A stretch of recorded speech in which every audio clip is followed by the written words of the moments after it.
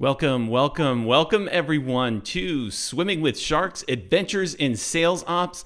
Let me tell you, ladies and gentlemen, we have a great show in store for you. Now, I know, I say that every week, but I'm really excited for this one this week because I was very lucky to have Katie White from Kitcaster reach out to me and introduce me to today's guest. And we put it all together in like less than a week. So this is really exciting to have our guest today. And her name is Rachel, and you'll learn more about her in a little bit here. But let's get right to it. If you are joining us on Facebook, on Twitter, wherever you're joining us from, please, and you have questions or you just want to say hi, go ahead and do that, please, in the comments wherever you're joining us from. So today's adventure looks like this. We're going to start with the word of the week, and we're going to have our interview after that with Rachel Haley. And then after that, we'll go with our power play. Then I'm going to have a question for you. And until next time, let's have a conversation. Engage with us. Let's be social on social media. So whether you want to say, hey, I got a question for Rachel based on something that she said, reach out and let's start a conversation. Or if you want to say, hey, I want to answer the question that you posed to us at the end of the show. Reach out and, again, let us be social and let us talk about it, and let's do the things that help us all improve. Let's have a conversation. Let's talk about whether it's differing views, whether it's similar views. Let's learn from each other. That's why we go on these adventures every week, Tuesdays at 2, here on Swimming with Sharks, Adventures in Sales Ops. And so today's word of the week. Today's word of the week is marketing attribution. Yes, I guess it's 2 words of the week, but you get what I'm saying here. So basically, marketing attribution answers the question, what is the return on investment of my marketing? And basically, we talked about this last week. Last week we were talking about how sales and marketing are very similar. They are very similar, but a lot of times organizations, what they end up doing is they put them at opposing or different points of the office. They're not working together. And of course, as we know, in this day and age, working together, collaborating, and doing our best and uniting together towards a common goal, that's how everyone can improve. And so when you have a marketing attribution program in place, well, basically, that's going to improve all reporting, not just, even though marketing is in the name, it doesn't just improve reporting for marketing, but it also improves reporting for sales. Because if we are working together and collaborating, these 2 departments together, basically, you are assigning value to your marketing initiatives. You need to talk to sales and figure out from them, how did those initiatives pan out? How did they work out? How many sales? How many new customers? How many people did we reach? How does that translate into the bottom line? What does that mean for marketing? How can we attribute some value to the initiatives that we're taking? And so sales, we need some help from that. And of course, sales, that allows you to also have a conversation with marketing and say, hey, listen, we found this to be very successful, or this initiative wasn't so great, but I think we can improve it in this way. And what this all comes down to is this allows you to be strategic. And that is the important thing. You can be strategic with your initiatives. And instead of just saying, hey, this is the flavor of the week, or this is the flavor of the month, and let's try this. You're not doing hit or miss marketing. You are doing strategic marketing. And of course, sales can then back that up with strategic sales. And so marketing attribution helps everyone together. And of course, it does the thing that I love the best, and that is collaboration and working together. And so we ask that if you haven't tried it, to give it a try and see how you can bring these 2 departments together. Marketing attribution, that is the word of the week. And so we move on to our interview. And I'm so excited for this. I told you a little bit of a backstory. It took about a week to put this together. I'm so excited that Rachel was available for this week, for this show. And just a little bit about Rachel. It's not all business. She loves to cliff dive, and we're going to dive into that. I'm sorry, I couldn't resist, but we are going to dive into that for a little bit. She plays on a Masters water polo league. Now, I was a swimmer in high school, and we only got to play water polo when our workouts were done. And so I love that Rachel is doing that. She believes that Sydney has the best coffee on earth, and one of these days I want to take that trip and see if she's right. She is related. There's so much good stuff here, people. She's related to James Madison as well. But more than that, she is the co-founder. She is the CEO of Clarus Designs. Please welcome to the Shark Tank, Rachel Haley. Welcome. Thank you for joining us today. I really appreciate it. I got to ask, cliff diving, how did you, I mean, I know how people dive off cliffs, but how did you get started on that? Yeah, well, first of all, thank you so much for having me. I'm so grateful that we're able to put this together so quickly. Yes. So I grew up around the Lake Tahoe area, and there aren't a ton of big city attractions around there. So you really have to find your fun creatively in an outdoor kind of environment. And I have younger siblings, and all four of us are pretty big adrenaline seekers. And my youngest brother, one day we were out at Lake Tahoe, and he saw this big rock, and he must have been only like 11, and I think it was like maybe 50 feet high, and he just jumped right off of it. And since then, we've all kind of just been a family of cliff divers. He's probably the best, but yeah, it's so abundant where I grew up, and it's so much fun. Oh my goodness. Now, is there a good technique that you got to hang on to? I mean, obviously we don't want to belly flop, but how did you learn this technique? Is it trial and error? That's a good question. So I also grew up swimming and took a little bit of diving as well. And so I think, the most important thing to understand is to check all of your safety precautions in advance, meaning measure the height of the rock. I think that's important. Measure the depth of the water, and triple check all of that. I think you don't just want to jump off something blindly. And then the higher you go, the more important it is that you land completely straight. So we practice a lot in a pool, I would say, and then off smaller jumps. But it is a little bit of trial and error. Oh, Yeah, I would say so. As you were talking there, and you guys are hearing it first, I don't know. There's some parallels here. I don't know. You might have a book in you with with cliff diving and marketing and sales initiatives. I don't know. You got to measure. You got to take the leap. I don't know. At least a blog post, right? Maybe we could.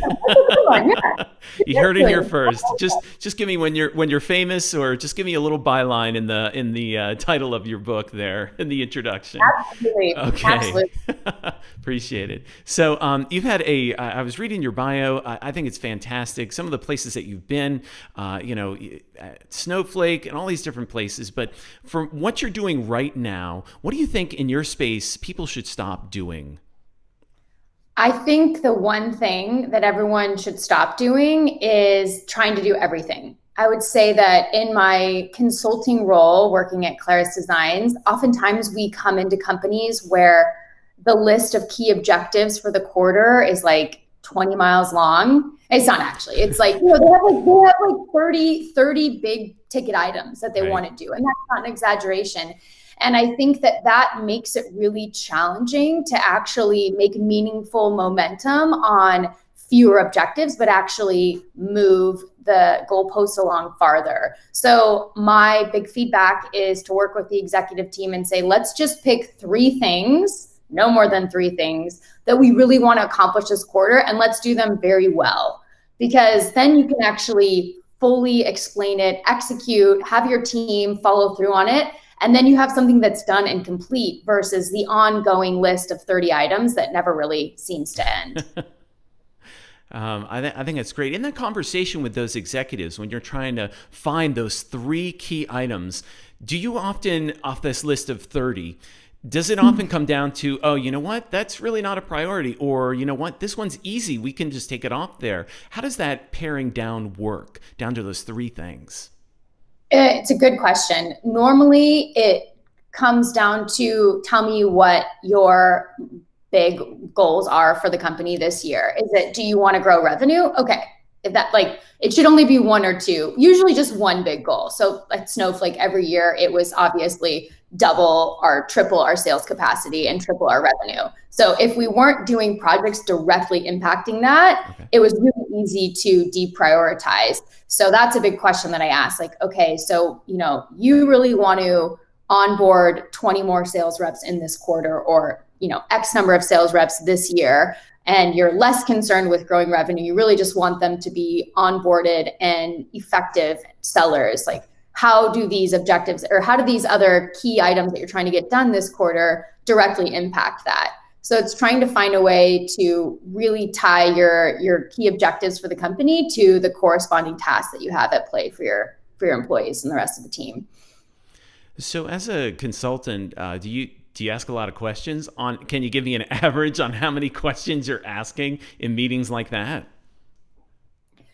It depends. I think it would be, it's a good thing to think about. I would say at least a dozen questions. It's one of those situations where I do really well sort of with the information as I get it. So I usually go in and I have one big question that I ask, which is, what are you trying to achieve this year? If you had to just pick one thing and everything else could fail and that had to go right, what is that one thing? And usually it's like, we really can't miss another quarter of revenue or of our bookings goal. Like, okay, let's focus this quarter on everything that's going to help with that specifically, meaning any other back-end operations process that would just automate things and save people time might not be the time to focus on it right now. So let's focus on, finding another maybe revenue channel, or really increasing rep productivity, or increasing another product line, whatever that is that directly helps to them not missing their quarter. Oh, I love that. It's so funny that you start, I'm going to ask these questions, and then you get a little bit of information. It's like, oh, I'm going to ask these questions instead. So really you have to be ready to just move wherever you need to get the right answer, to really help them really establish those goals, those important goals that they're looking to get done. That's great. I really like that a lot. So, all right. So we should stop trying to do everything. So give me something that we should start doing. Good question. I think it's a little bit related, but I think from my perspective, where I have often seen companies overlook the importance of it is their employee personnel, especially earlier on. I think there's this tendency to want to hire more junior people because there's less cost involved. And they want to hire more of those people because the thought is that we can hire 5 people and get done X amount of work. When really, if those 5 people are junior, you don't really get 5x the amount of work. It's more like 3x or 2x because there's a lot of training and follow up on the managerial side that has to be done. So I think that early on, even though it's a little bit tough, and in general for companies, I would say if you can do more with less, that was a really valuable lesson that I've learned in my career. It doesn't always work out that way, but to the extent that you can find, reduce the number of heads that you're trying to hire and find more senior people, it really helps you scale the organization to a level that isn't possible because you can really offload and delegate more complicated tasks to that team versus just having, several bodies who are very capable of doing the work, but probably need a little bit more guidance and follow up. So the more senior folks, hey, they've been there, they've done that, they can take on a lot of the things, and the training period is going to be a lot shorter than with junior folks. Is that what basically you're telling us here? Yes, I think to the extent that you can structure your team that way. Now, I also think it's important to have somewhat of a career trajectory and cycle that you build in within your sales ops organization to allow junior members to join the team, and then as they get more experience to move up along into those senior ranking positions. But if you're starting out and you don't have anyone, I think it's always better to hire a leader first and then allow the leader to get things in place. So that's doing more with less, right? There's a more senior person in place, and then you can hire people underneath them. When I've seen it done the other way and it it usually creates a little bit of a false start, and people have to reacclimate to this new leader that comes in and reset the strategy, and it doesn't create the smoothest transition. So they're basically kind of taking 3 steps forward, but then they have to take 2 back. Exactly. Okay. Exactly. Nice. Exactly. All right. This question. You said something there that I think is very important. How do you? And there's no one way to do this, but how do you hire that leader? How do you find leaders? What's your go-to method? That's a great question, and something that I don't have the right answer to. I will. Yeah, I will be 95. Maybe I won't be working at 95, but I think that hiring and recruiting is it's a commonly overlooked importance and strategic element of a company. I think that the amount of time and effort involved is constantly underestimated by leaders at companies, at least the ones that I've seen. And so it's important to really take time to invest in your network, reaching out to candidates, have a pipeline of people. In terms of finding that leader specifically, I think that is a challenge. Everyone is different. It depends on the type of company that you're working at, what your working style is. I would say, I have a list of questions that I ask people that are really specific, and then I put them into kind of like buckets. I have a ranking and criteria system where it's sort of like, are you coachable? What is your work ethic, overall aptitude and ability to do the job, and then attitude for the work that's at hand, and then kind of rank them within there and really want to understand their working style, because early on in a company, a leader that you hire is going to be someone that's, you're going to see just as often as you would maybe your spouse or a close friend or something of that nature, because you're working a lot of hours. It's important that your skill sets and your working styles align. In terms of finding those people, I would always maintain a network of people that are in this space that you talk to on a regular basis. I would go to online forums, listen to podcasts such as this one. Just try to really invest in your network and meeting as many people in your space as possible, because you never know who will be available at what time and when your paths may cross. So it's just really nourishing and sort of putting effort into maintaining your network.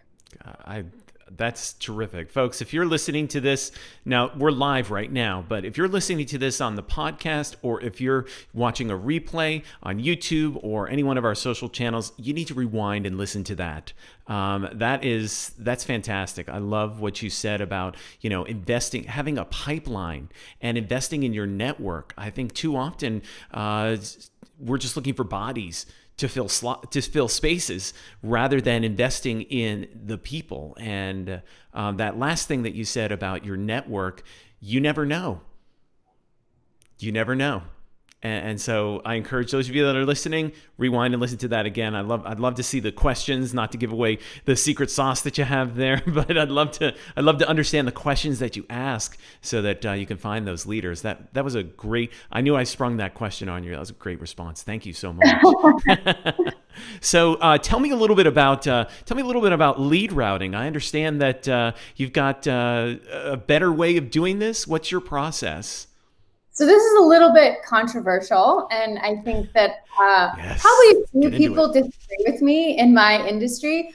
But to speak about something very tactical, I think that leads, at least when you're using Salesforce specifically as your CRM, the way that leads are handled within that platform is a little bit nuanced, and it creates a lot of data fragmentation. And so if you can switch to a model which is account focused, and you have account-based marketing strategy, and then all leads, all people who are interested in the product, when they come to your website or they somehow get into your CRM, they're immediately converted and then attached as a contact, which remains with that account indefinitely. It's a lot easier to see the full funnel attribution, and as well as your full funnel forecasting. So you can see the very first time anyone at company ABC was interested in your product and what he or she did, the steps that they took, all the way to a closed won opportunity or closed won deal with that company. So it really gives you a much wider set of information, which I think is really important as a data nerd myself, that the more data points you have, the better. I think the opposite side is that you get a lot of clutter in there. There are some people who just go to the website that really have no interest in buying your product.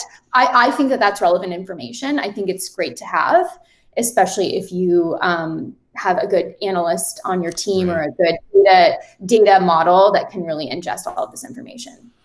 Yeah, I think that's so important too, because if you have that information, it's still valuable. Somebody came to your website for a reason, and to understand that. And I think especially if it's not clutter if you really know what's going on in your CRM, whatever CRM you're using. It's really not cluttered. And I love that you're a self-professed data nerd. I can agree with that. I can definitely relate to that. So, but like I said, it's not clutter if you understand exactly what's going on and you know the story behind each one. I love that. So what's a failure that you've experienced in your space, or do you think that it's headed for this, so give us a watch out, this is going to happen?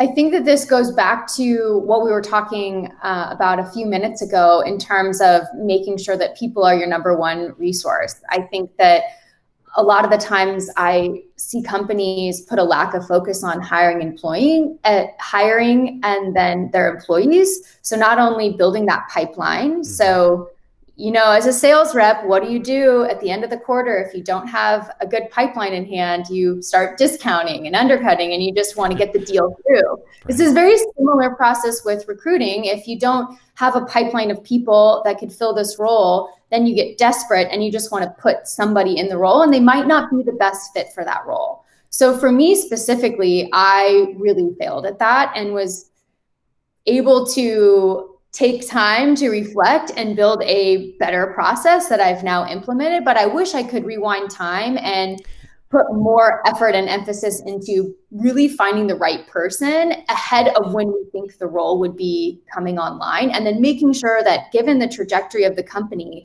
that this person could really scale with the role for at least the next year. Because if they can't, and your company's growing really quickly, they might not be the best person for the job at that time. And then it leaves the company and the employee dissatisfied, and nobody wins. So it's really emphasizing your personnel and then retaining those people when they're there and making sure that they're set up for success. Get it right the first time. Right. Rather than just, hey, we need somebody with a pulse and just put them in there. I think anyone can relate to, and correct me if you think this analogy is wrong, but think of the times when you were in school and you had a substitute teacher. Well, they needed a warm body in the classroom. Is it the regular teacher? No, the class isn't going to be able to, they don't learn as much. And the truly gifted substitute teachers were the ones that could come in and really get something done with the students in the classroom. What do you think? I think that's exactly right. Spot on. Yeah. And we know when there's a substitute teacher in the classroom, and for the bad kids in the class, they would take advantage of it. Yeah, absolutely. So, yeah. It was a free day. I was one of those kids. Most of the time, substitute teachers just throw on a video. Exactly. And that's not helping. That's not helping anyone furthering education in any sort of way. It's just, we need a warm body there, and you were free that day and needed to do something, I guess. I don't know. I don't know. Exactly. I think like employees can help make or break a company, right? I mean, they're really the backbone of how everything clicks and works together. And you really need to make sure that when someone comes on board, it's really the right person for the job. And hopefully they're in it for at least an extended period of time, at least like 1 or 2 years, right? You don't want people churning out every 6 months. Oh, oof, no. Definitely not. So what's a resource or a tool that you use that you just absolutely cannot live without? So this is a bit embarrassing to admit, but I'm going to just admit it because I think it's actually helpful. But for me, it's Google Sheets. I think that you would be, I know you laugh, but you'd be surprised how many companies run very significant parts of their either forecasting, overall operations, data analysis, fill in the blank on Google Sheets. Oh, wow. It's the Google Suite in general, I think is very usable and you can really leverage it. And the reason I'm saying this is because a lot of the times I'll work with really young entrepreneurs or they're early on in starting their business and they don't have a lot of money. They have very, very, very small amount of seed funding and they really want to know how to do more with less from a tools Right, perspective. right. And there are so many free resources at your hands that if you are creative, you can actually get a lot of mileage out of. So that's something I just wanted to put on people's radar. You know, Zoom is really nice. Google Hangouts also does work, right? I mean, it's not maybe as nice, but it's possible. So you can really reduce a lot of your operating expenses by using tools that are included in a Google Shop if you choose to use them. So going back to what you first said, doing more with less, and Google, like Google Sheets, you recommend that, huh? I would. That's Okay. embarrassing, but I do. Yes. No, it's funny you say that. Why make a list when you can make cells? When you can, manipulate, when you could do things with it. You can change things around and be like, I want to add to this. No, I like Google Sheets too. So little love for Google there. So, give me a resource that you don't think people are using to its fullest potential. This, I think, is also a controversial answer. And I'm also biased because I worked there for almost 3 years. But Salesforce, so very biased. Salesforce, I would say, as a platform or CRM, is highly underutilized. I mean, it's a big reason why my company exists today. And it's a big reason why a lot of other installed packages and add-ons exist within the App Exchange or the Salesforce App Exchange to be able to really augment some of the things that people at companies aren't able to customize themselves. But it's a highly versatile tool. You can build a lot of customization on it. It requires a specific skill set, absolutely, but you can leverage it for a lot more data analysis than I think people really understand. It is structured in a way to house data and report on that. It's not always the most glamorous, in terms of visualization and reporting. I do think that, a Looker or a Tableau, well, Tableau is not part of it. So those other visualization suites are a little bit better. But I think as Salesforce continues to expand and acquire more of these companies in their tangential sort of peripheral space, it will be something that you can have really like a one-stop shop on Salesforce. You don't necessarily need to pull data out of it, put it somewhere else, and then report off of it. I think it can sort of be used as a central data hub for a fairly long period of time with companies who are growing. I really think that people underutilize the reporting effort and ability that the tool has. Oh, interesting. So Salesforce and reporting is being underutilized. Okay. Let's see. What about? Tell me a little bit about. Do you like using LinkedIn forums and things like that? Is that another tool that you mentioned it earlier? What are your thoughts on LinkedIn?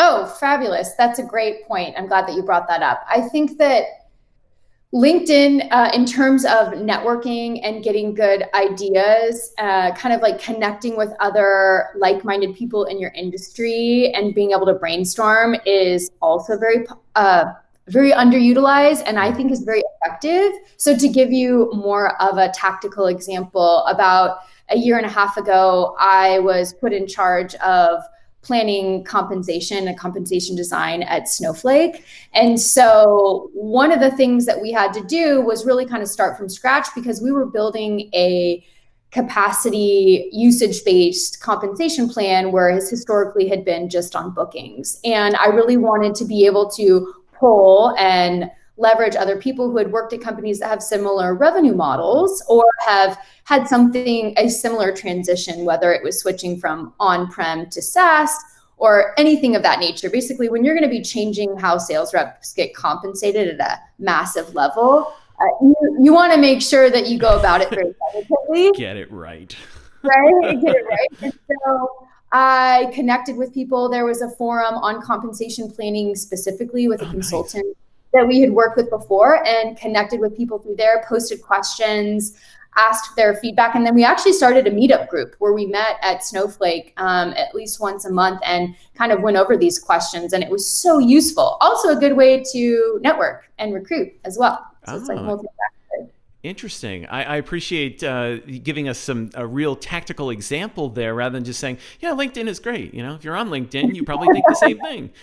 What's your stance on the LinkedIn stories? Have you tried it? Do you like it? Do you not like it? What are your thoughts there? I think I can't say my opinion yet because I'm not as educated as I should be. I think off the surface, it looks a little bit like we're trying to mirror some social media platforms. I could be wrong. I could be really under realizing its value. I'm with you there. The jury's still out for me on that as well. I haven't really had an interest in trying it, so I have a hard time formulating an opinion without knowing very much. So I think that's kind of where I am too. So maybe I need to just get in there and try it out. So tell me some of the cadences and rhythms that you have as a leader. Right. So when it comes to my team specifically, weekly touch points with my direct reports is what works best for us. So we have one-on-ones, and the purpose of these meetings is 50-50. So 50% more tactical, long-term goals, short-term goals. What are we doing? What do you need help with? How can I facilitate? What do you need from me? What's going on? And then the second part of it is career oriented. So are they on the right track? Are they doing things that are interesting to them? Do they feel like they have a role here that they can expand and grow into? Do they need more, et cetera? So I think having that balance provides a really good framework so the employees feel like you are very mindful of their career trajectory. I think some managers believe that should be more of a quarterly conversation. I find that if you have it weekly, it allows more real-time data to be communicated pretty frequently, and there's no miscommunication. So that's my personal preference. And then with the extended team, we have a very large team in the Philippines who's overseas. So we have a Zoom meeting once a month where I give an update on all the things that are happening with the company, what we have that we're developing, some of the new clients that we have, new initiatives that we're working on, key milestones, and also, revenue updates as well. So tell me a little bit about the 3 email. Is this a rule? But you mentioned something that you've implemented at your company. That is this a 3 email response rule? Tell me about that, or is it an edict, or is it just something? Hey, this is what we do. Is it part of your culture? Yeah, it's a rule. It's a rule now. Nice. Yeah, because here's what happened. When the COVID pandemic hit, we were already a remote company, but it was even more so. We would see each other maybe once or twice a month, and then it was 100% remote all the time. Right. And what we realized was that sometimes what we thought was really easy in terms of getting a quick response via email ended up leading to a series of miscommunications. So normally when you see someone and you see them in person, it's a lot easier to just directly ask, hey, Steve, can you do this thing? And then they'll respond. And if there's any other details or nuances, Steve can respond live, and it goes a lot more smoothly. Right. We don't have that option. And so what we realized is that there would be some questions that would just linger on for like 5 or 6 weeks because someone would email back, and then the other person would be confused, and then someone else would be confused, and then they'd be looped in the email. And I was like, no, okay.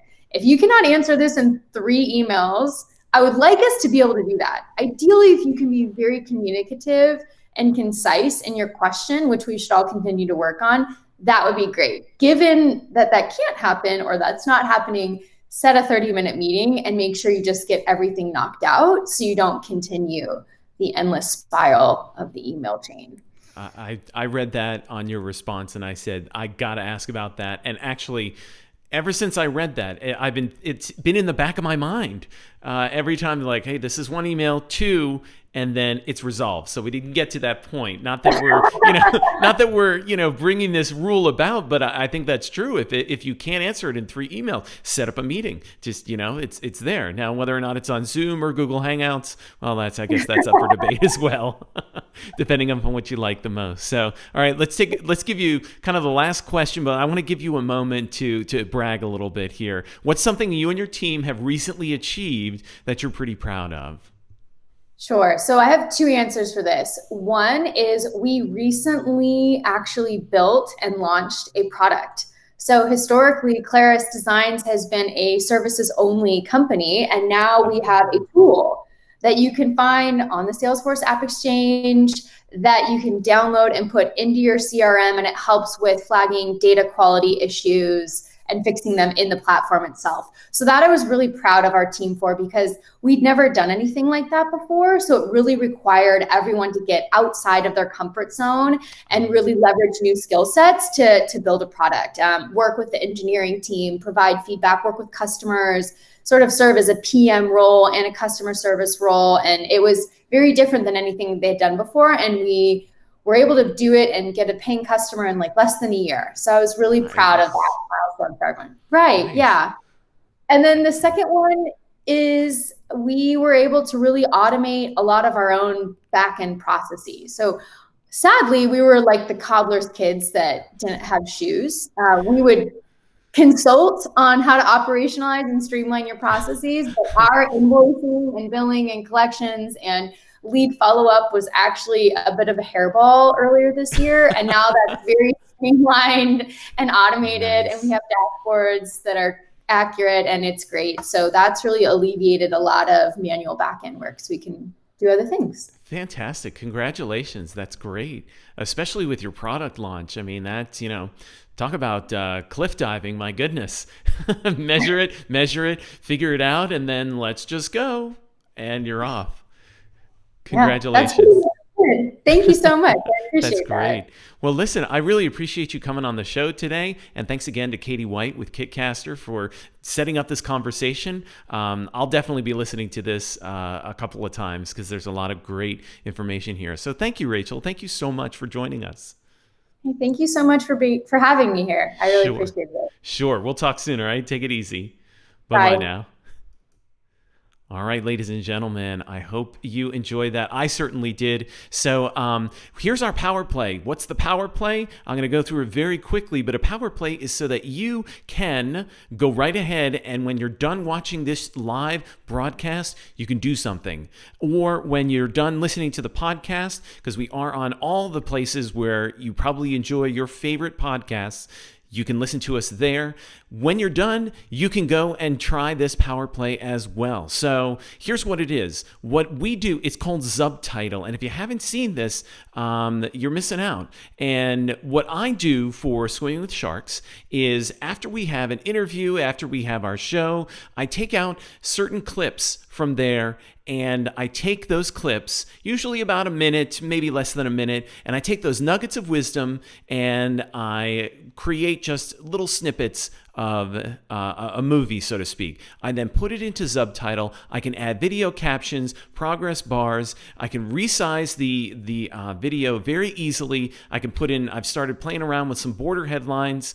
we are not being paid for this promotion, but I have to say and give some love to Subtitle because they do an excellent job. I really like this product. And to save you some money, you can give it a try. They do allow you to really try out all the features. So do the free trial and make that your power play. That's what we do to kind of get the word out on social media. Look for our Manobite, and also you can follow me and see some of the examples of this. But we put those out there so that if you don't have time maybe to listen to the entire podcast, you can at least get a snippet or at least be interested in the podcast or in a replay of the live show by looking at these nuggets of wisdom. So thank you to Subtitle. Check them out if you're looking for a way to get some nice nuggets of wisdom put in video looking very, very nice. And so as we wrap up, I have a question for you. And that question is, going back to our word of the day, does your team effectively use marketing attribution? And if you do, answer the second part of the question, what benefits have you seen collaborating with the sales and marketing departments together? And if not, is it time? The question would be, the second half of the question, if you're not using marketing attribution in any way, shape, or form, the question would be, hey, is it time to open up that conversation? To start that conversation between sales and marketing. And in our last episode with Alex Moran, sales and marketing are really not that different. So let's work together and collaborate together. So until next time, please get in touch with me. If you are a speaker and would like to be a part of the show, if you're involved in sales operations, we'd really like to talk to you. So please come on the show and tell us some of the great things that you're doing in sales operations. We've had professors, we've had product designers, CEOs, we've had plenty of people here that have done great things. And so we want to talk to you. So I'm putting it out there. Get in touch through all the socials. You can also get in touch with me, Will Smith, on LinkedIn. I'd love to have a conversation, answer the question, or answer the question of the day. Or if you would like, let's talk and see if we can get you on the show. And so until next time, we thank you for joining us today. This has been Season 1, Episode 9 of Adventures in Swimming with Sharks, Adventures in Sales Operations.